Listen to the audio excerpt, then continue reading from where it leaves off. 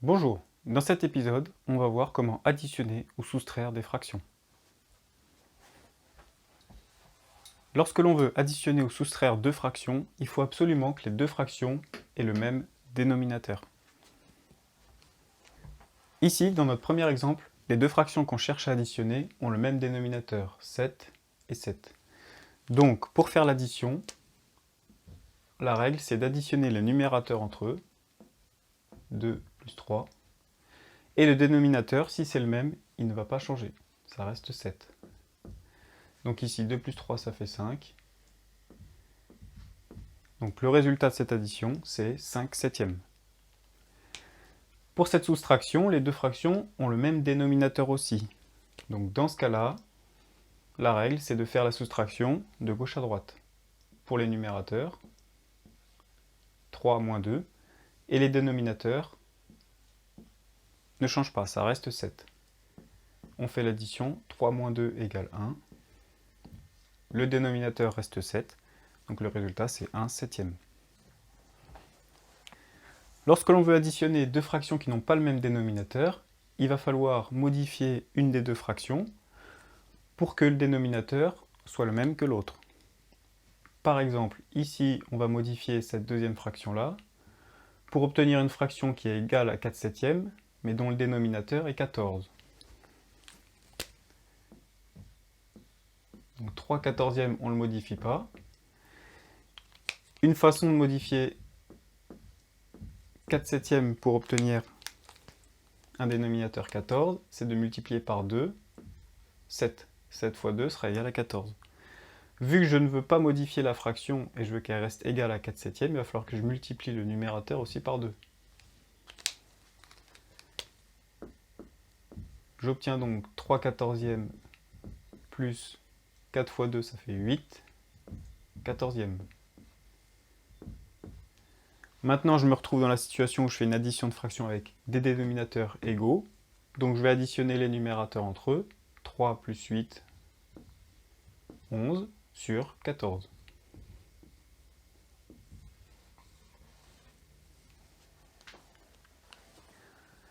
La méthode reste la même si on veut faire une soustraction de deux fractions qui n'ont pas le même dénominateur. Il va falloir modifier l'écriture d'une des deux afin d'avoir un dénominateur commun.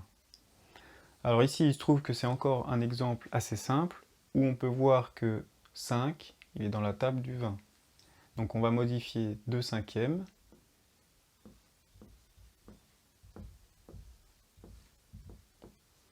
afin que le dénominateur devienne 20. Ici, en faisant x4, on va obtenir 5 fois 4 égale 20. Si je fais x4 au dénominateur, il faut que je multiplie par 4 le numérateur afin que la fraction reste égale. Le calcul à faire va être 15 vingtièmes moins 8 vingtièmes. Il me reste maintenant à faire la soustraction des numérateurs. 15 moins 8, 7. Les dénominateurs ne changent pas. 7 vingtièmes. On va faire un exemple d'addition de fractions dans laquelle il n'y a pas de dénominateur commun évident. La technique pour faire ça, ça va être de modifier les deux fractions. Pour modifier la première, on va la multiplier par le dénominateur de la deuxième.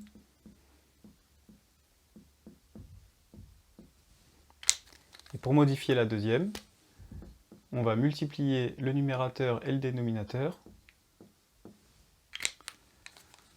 par le dénominateur de la première fraction. En faisant ça, on va avoir un dénominateur qui sera 11 fois 17 et 11 fois 17 pour les deux. On effectue nos calculs.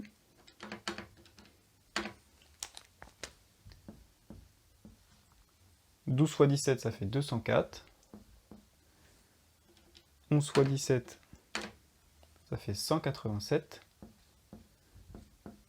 3 fois 11, 33. Et 17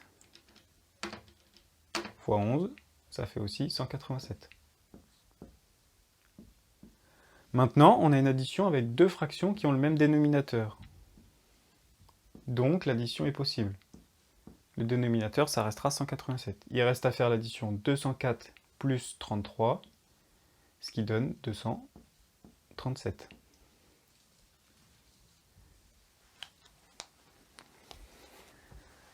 Pour ce dernier exemple, on va voir encore une technique différente pour trouver un dénominateur commun.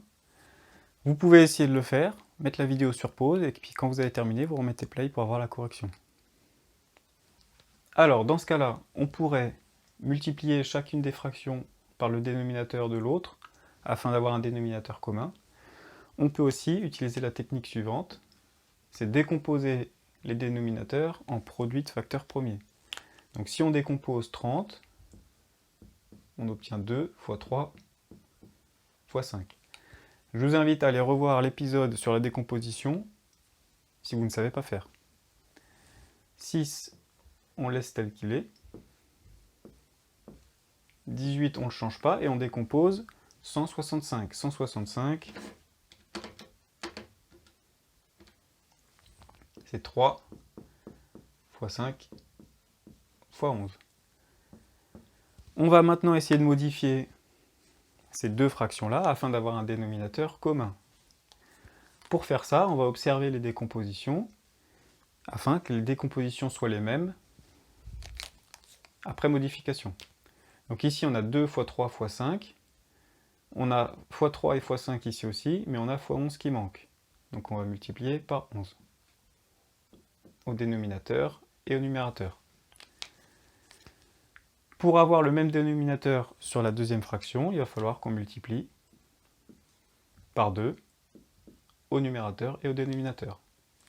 Dans cette situation-là, on a bien 2 fois 3 fois 5 fois 11, 2 fois 3 fois 5 fois 11. Il ne nous reste plus qu'à calculer les numérateurs.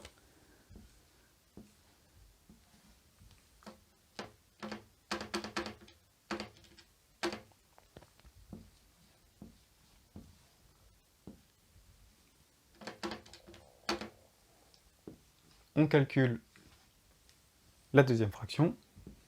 Le dénominateur, eh ben, c'est le même. Et on se retrouve donc avec deux fractions qui ont le même dénominateur maintenant, 330. On va pouvoir faire notre soustraction en faisant la soustraction des numérateurs, 66 moins 36, 30, et le dénominateur reste 330.